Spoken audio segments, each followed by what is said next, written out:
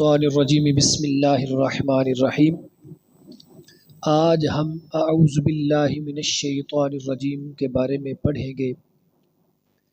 خالق کائنات نے ارشاد فرمایا فَإِذَا قَرَأْتَ الْقُرْآنَ فَاسْتَعِذْ بِاللَّهِ مِنَ الشَّيْطَانِ الرَّجِيمِ، جب تم قرآن پڑھو تو اللہ کی پناہ میں آ جاؤ شیطان مردود سے۔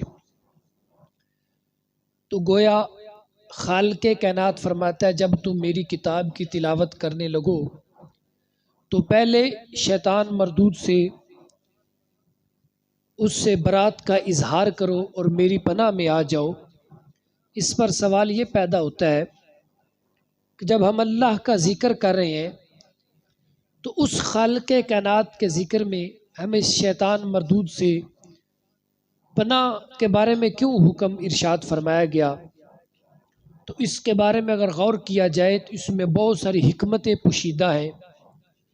ان حکمتوں میں سے ایک بہت بڑی حکمت یہ بھی ہے کہ شیطان انسان کا وہ دشمن ہے جس کے بارے میں قرآن فرماتا ہے ان الشیطان للانسان عدو مبین، اے انسان شیطان تمہارا کھلا دشمن ہے۔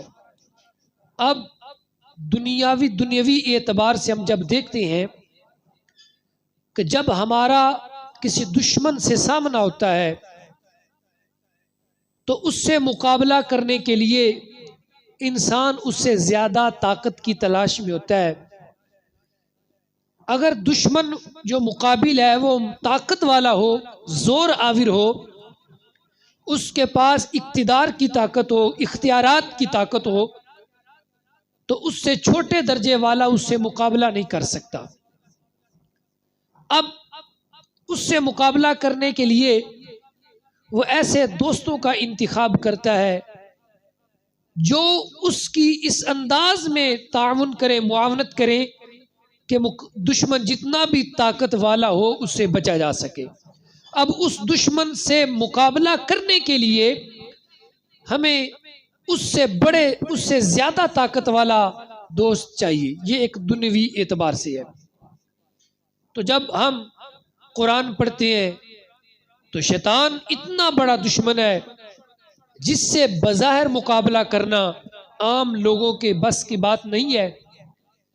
تو اس لیے اللہ فرماتا ہے کہ شیطان تمہارا دشمن ہے جب تم میری قرآن اس کتاب کی تلاوت کرو گے، قرآن کو پڑھنے لگو گے، تمہارے معاملات میں یہ وسوسہ ڈالے گا، تمہیں پریشان کرنے کی کوشش کرے گا۔ تو اب اس سے بچنے کے لیے اگر تم میری پناہ میں آ جاؤ گے تو پھر یہ شیطان تمہارا کچھ نہیں بگاڑ سکتا۔ تو یاد رکھیں یہ اتنا خطرناک دشمن ہے، اس کی چالیں اتنی خطرناک ہیں کہ عام انسانوں کی سوچ بھی وہاں تک نہیں پہنچ سکتی۔ اس کی بڑی وجہ یہ ہے کہ ہر آدمی کو ایک طرح سے گمراہ نہیں کرتا، ایک طرح سے وسوسے نہیں ڈالتا، یہ دیکھتا رہتا ہے، جانتا ہے کہ میں نے کس بندے کو کس انداز میں گمراہ کرنا ہے۔ اگر یہ کسی تاجر کے پاس جاتا ہے اس کو کسی اور انداز میں گمراہ کرتا ہے، اگر کسی عالم دین کے پاس جاتا ہے اور انداز میں گمراہ کرتا ہے، کسی درویش فقیر اللہ والے کے پاس جاتا ہے اور انداز میں گمراہ کرتا ہے، اگر کسی عام انسان کے پاس جاتا ہے تو کوشش اس کی یہی ہوتی ہے کہ میں ایسے انداز میں اس بندے کو پھسلاؤں، ایسے انداز میں وسوسہ ڈالوں کہ جہاں تک اس کی سوچ کی انتہا نہ رہے، یہ سوچتا ہی رہ جائے، اس کو پتہ بھی نہ چلے، اس کا ایمان ضائع ہو جائے۔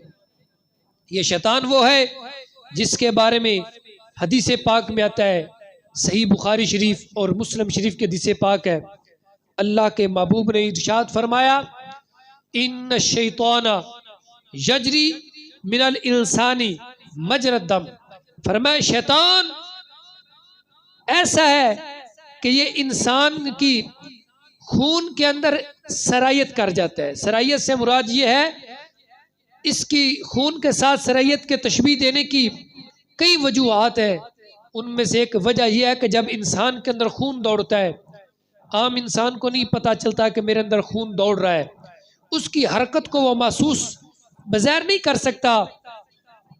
تو اسی طرح شیطان کا گمراہ کرنا اور وسوسہ ڈالنا بھی اسی انداز میں ہوتا ہے کہ بظاہر انسان کو خود نہیں محسوس ہو رہا کہ یہ جو مجھے کس انداز میں گمراہ کر رہا ہے۔ اب اگر تاریخ اور احادیث کی روشنی میں دیکھا جائے تو اس کے وسوسے ڈالنا، اس شیطان کا گمراہ کرنا اتنا خطرناک ہے، اتنا خطرناک ہے جس سے بچنا عام انسانوں کی بس کی بات نہیں ہے۔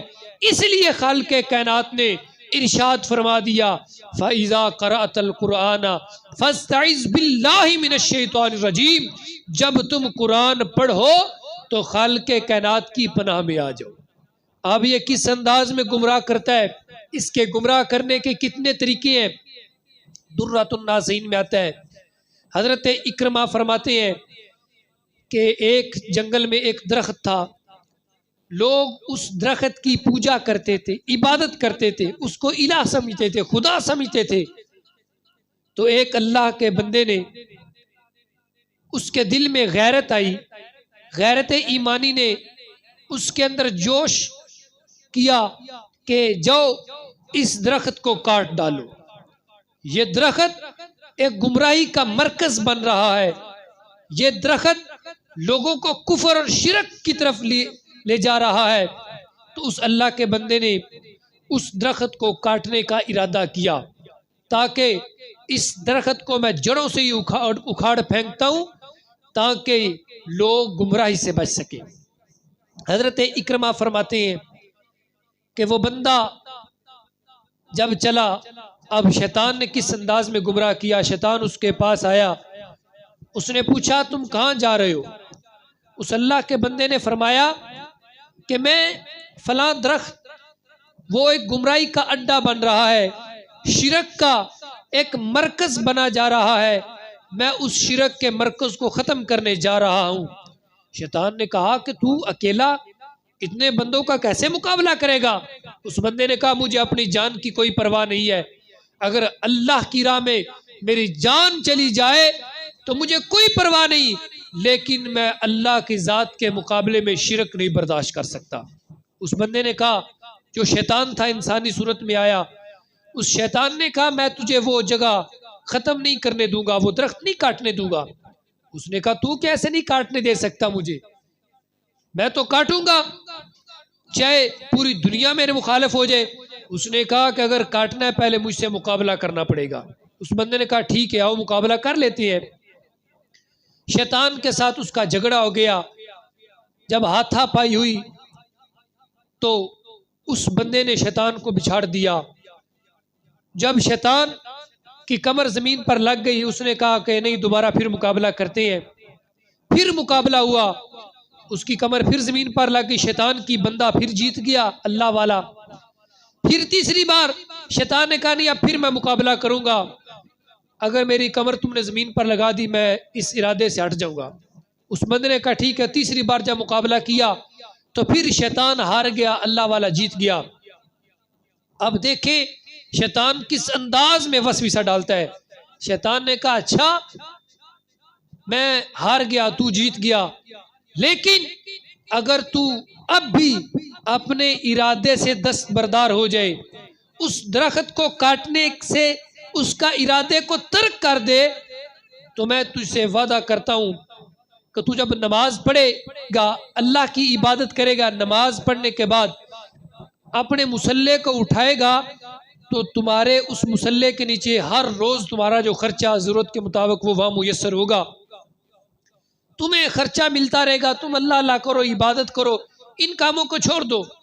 اس بندے کے دل میں یہ لالچ آ گیا۔ دیکھیں شیطان نے پہلے کس انداز میں مقابلہ کیا، طاقت کے بل بوتے پر روکنا چاہا، جب اللہ والے سے مقابلہ نہ کر سکا تو اس نے دوسرا وار کیا، اور یہ وار کیا اتنا خطرناک تھا کہ دنیا کا لالچ دے کر اس کو گمراہ کرنے کی کوشش کی۔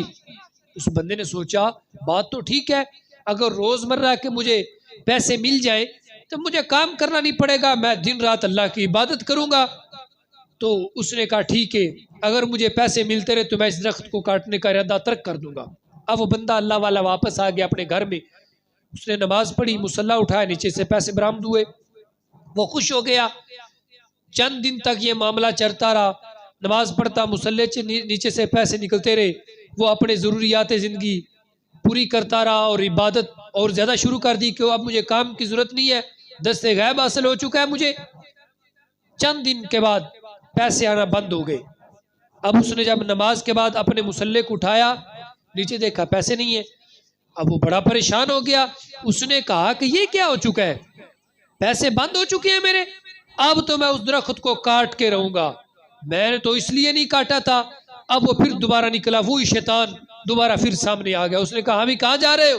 اس نے کہا میں فلاں درخت کو کاٹنے جا رہا ہوں جو ایک شرک کا اڈا بن چکا ہے، جہاں لوگ شرک کرتے ہیں، اس کو سجدہ کرتے ہیں۔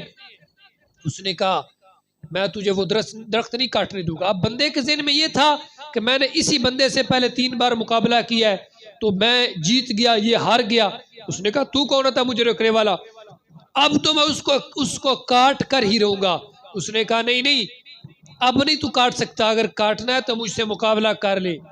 اس بندے نے کہا ٹھیک ہے آؤ۔ جب اللہ والے کا اس شیطان سے مقابلہ ہوا، اب پہلی دفعہ ہی وہ بندہ ہار گیا اور شیطان جیت گیا، اس کی بندے کی کمر لگ گئی زمین پر۔ اس نے کہا یہ کیا ہو گیا، پہلے بھی میں چند دن پہلے مقابلہ تم سے کیا ہے، میں جیتا تھا، تو ہار گیا تھا۔ اس شیطان نے کہا اللہ کے بندے تجھے نہیں پتا، جب پہلے تو نکلا تھا اس درخت کو کاٹنے کے ارادے سے تیری نیت کیا تھی؟ شیطان نے کہا کانا خروجکا اول مرۃ للہ تعالی، پہلی بار تیرا نکلنا اللہ کی رضا کے لیے تھا، رضائے الہی کے لیے تھا۔ فلو اجتمع اعوانی کلہم، وہ کہتا ہے اگر ساری دنیا کے شیطان بھی میرے ساتھ مل کر اگر تیرے اکیلے کے ساتھ مقابلہ کرتے تو ہم کبھی جیت نہ سکتے، پوری دنیا کے شیطان ہار جاتے، تو جیت جاتا، کیونکہ تیرا مقصد اللہ کی رضا تھا، رضائے الہی کے لیے تو نکلا تھا، اس لیے پوری دنیا کے شیطان بھی تمہارے سامنے آ جاتے، تم سے جیت نہیں سکتے تھے، لیکن اب تو اللہ کی رضا کے لیے نہیں نکلا، اب تو اس لیے نکلا ہے کہ تیرے مصلی کے نیچے سے پیسے نہیں نکلے، اب تو دنیا کی محبت اور اس کے لالچ سے اپنے اس جگہ سے نکلا ہے، تو لہذا اب تو میرے ساتھ مقابلہ نہیں جیت سکتا، کیونکہ اب تو دنیا کے لالچ سے نکلا ہے۔ تو اس سے پتہ چل گیا کہ شیطان اس انداز میں گمراہ کرتا ہے، اس طریقے سے گمراہ کرتا ہے کہ عام لوگ حیران رہ جاتے ہیں کہ دیکھو اس نے کیسے اس کا ایمان خراب کرنے کی کوشش کیا کہ بندے کو بھی نہیں پتا چلا۔ شیطان نے کہا چلے جاؤ، اب گھر چلے جاؤ، اب تم جو مرضی جس انداز میں آ جاؤ، تم میرا مقابلہ نہیں کر سکتے۔ اس لیے خالق کائنات نے ارشاد فرمایا فَإِذَا قَرَأْتَ الْقُرْآنَ فَاسْتَعِذْ بِاللَّهِ مِنَ الشَّيْطَانِ الرَّجِيمِ، اللہ کے بندو اگر شیطان سے بچنا چاہتے ہو، اس کے وسوسوں سے اگر بچنا چاہتے ہو، اس کا مقابلہ کرنا چاہتے ہو، اس کی ایک ہی صورت ہے کہ تم خالق کائنات کی پناہ میں آ جاؤ۔ اسی طرح اور بھی بہت سارے واقعات ہیں کہ شیطان کس انداز میں گمراہ کرتا ہے۔